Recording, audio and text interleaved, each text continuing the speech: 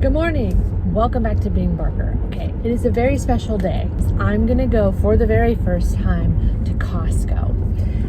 I don't have a membership, and you have to have a membership to go into Costco. So I've never been, and we've only had one here in Little Rock for maybe coming up on a year now. We have a Sam's Club, and I'm not a member, so I was kind of like, it doesn't really affect me, doesn't matter. But I have a friend who felt the same way, and then she decided to get the trial and test it out, and now she loves it. So a very trusted, amazing friend, April Wingfield. You'll meet her. To know her is to love her. You've seen her in vlogs before. So we're going to Costco. We're gonna check it out, and I'm gonna see if I like it, number one, if I find any amazing treats, and really if it's like cost effective to pay for the membership, and is it really going to save me any more money? Anyway, so the items that I'm going to be focusing on to check the prices on comparatively to Kroger, which is where I do my normal grocery shopping, is going to be eggs. We go through a lot of eggs, milk, meat, cheese, peanut butter. What was the other ones? That's 5. Peanut butter, coffee, and oatmeal. We go through a lot of oatmeal. So yeah, those are the 7 items that are like every single week on our grocery shopping list, and we buy in pretty big quantities. We buy the biggest that's available to us at Kroger, because we're a family of 6, and we do all of our meals at home. We make a lot of our own treats. We try not to buy a ton of prepackaged stuff. So yeah, it takes a lot of food to feed my family. So is Costco membership worth it? We're gonna find out. So here we go.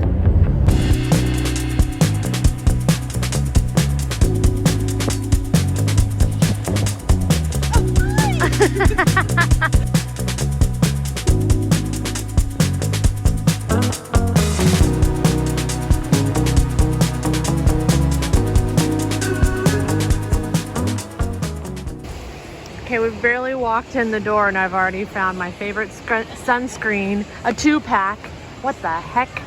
Ape Dog just told me that she's already done what I'm about to do in this video, that she and her husband literally had opened the apps to the other grocery stores in town and compared prices to here, and she says it's a win and it's worth it. So I'm just so excited.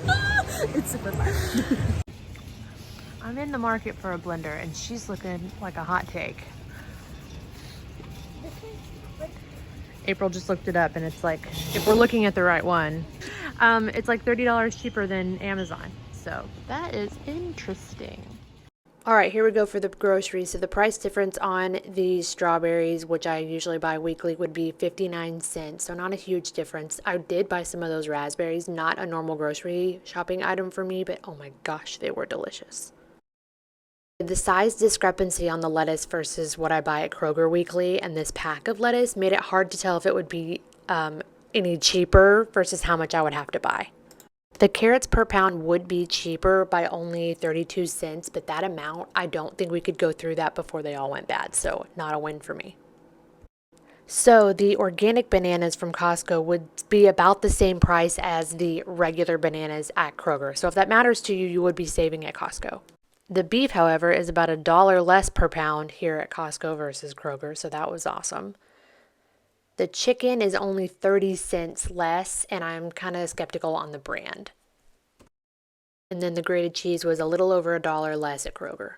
Definitely not an essential, but... No, but we buy it every month. But we go get it as a treat occasionally. Worth a try?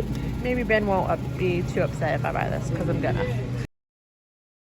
The eggs were only a few cents different, so nothing to really worry about there. Same with the milk, only a few cents difference.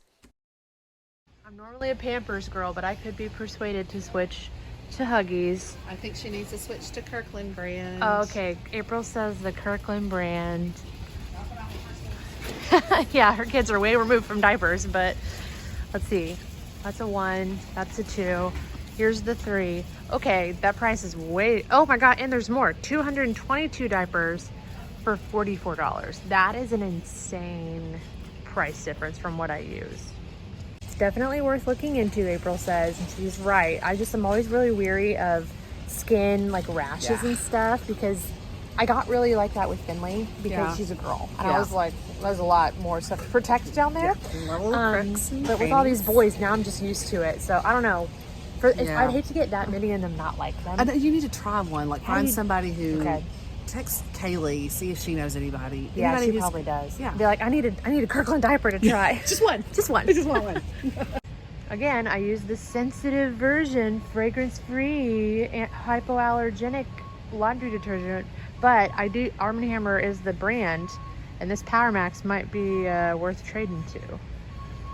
Okay, we just checked out, and for the record, you have to have your picture on the membership card because hers has her husband's picture on it, and they were not gonna let us pay. They were not happy about it. Luckily, the guy was very nice and said for a one-time thing, we basically acted dumb. We knew that wasn't okay, but we got it worked out, but it was a little bit embarrassing. Well, here I am 3 weeks later looking ravenous as ever to give you my hot take, my final thoughts on Costco versus Kroger. Which one makes more sense financially? Is it worth the trip to go to a second store once a month to like stock up on all the items? You saw throughout the video that the price differences, in my opinion, weren't significant enough to like say that I'm gonna save all this money when you have to pay to actually go to the store. Now granted, it's only like $60 for a year.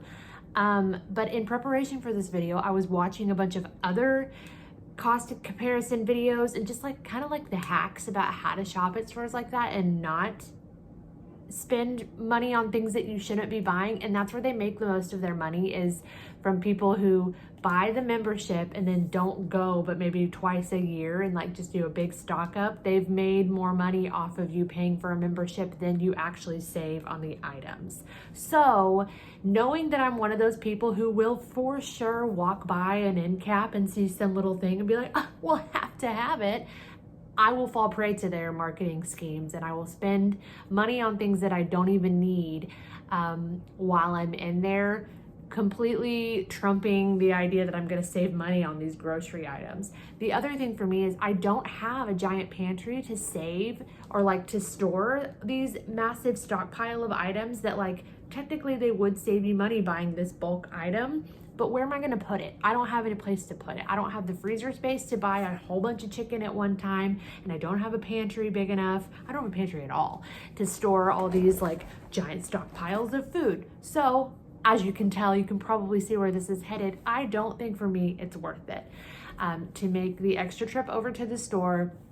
I will 100% buy a bunch of stuff that I don't need, that's not on my list. And what I was watching on one of the, cost comparison, like what their little schemes are video, it was like it's like a treasure hunt. You have to like walk past all of this appealing things that you weren't even in the market for, weren't even thinking about. You walk past all these things to get to the milk. You walk past all these things to find the eggs, the things that you actually know.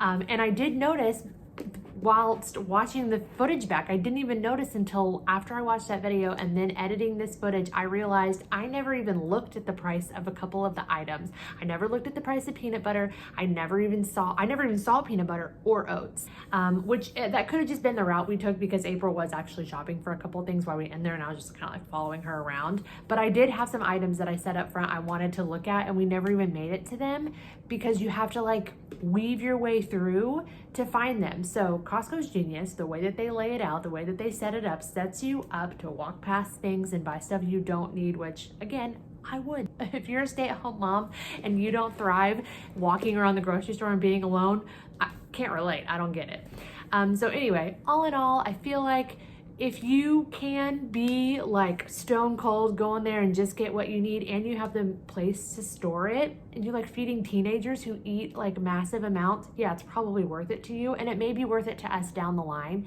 But right now, it's not worth it. I don't think it's worth it for an extra place to go shop and like the mental drain it would be on me to like figure out what I'm gonna get at this store versus that store and when I'm gonna go. And I only have my picture on it. Ben can't go and pick up hit. Like, it's a whole thing. So yeah, I don't think it's worth it for me. I think it's a great idea for some people and I'm probably gonna throw April a tenner once a month and let her grab me some of that queso because it was delicious.